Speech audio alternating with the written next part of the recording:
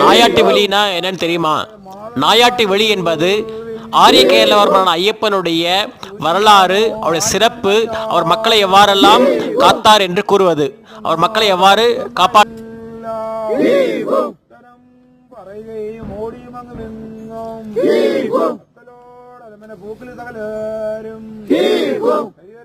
സുഗന്ധന്റെ നായ്ക്കളെ ചുറ്റുമാക്കി തെരുവൂടെ നടുവിലൂടെ അരമനക്കെടുത്ത നേരം വിരുദ്ധരാം മന്ത്രിമാരും പരിഭാജനങ്ങൾ മാറ്റും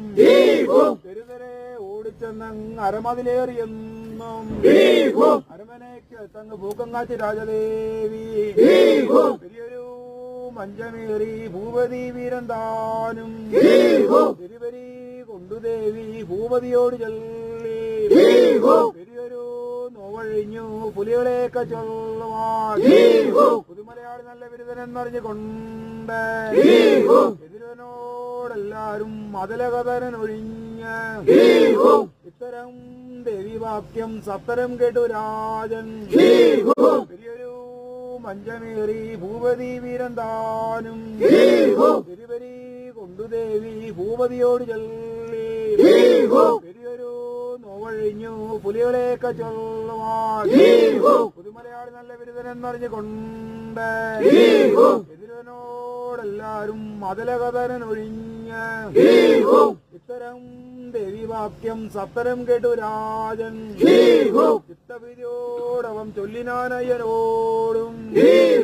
അംഗവും ചുങ്കം നാടും നഗരവും പാടെ തന്നെ ഗംഗയെ വനത്തിലാക്കൂ ഗംഗു തന്നുള്ളതല്ല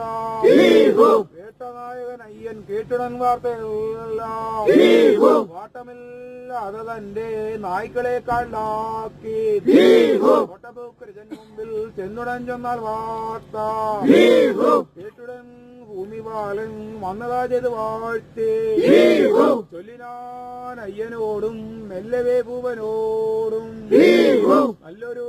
ദിവ്യസ്ഥലം ശബരി വസിച്ചിടം കല്യാണപ്രദം നല്ലൊരാലയം പണി തീർത്തും സത്രകീർത്തനം യഥോചിതം പൂജാ നിവേദ്യാദിയും ആസാദ്യത്തെ മകരമാസമാസി തൊട്ടൻ 5 നാൾ മഹോത്സവം അതിനെ നീയും ഭക്തിയായി വന്നിടണം അവനീപതിയായി വാഴിയെന്ന വാക്യം പലരും കേട്ട ശേഷം പരിജന പാണ്ഡ്യെന്ന ഭീതിയും തീർത്ത് പിന്നെ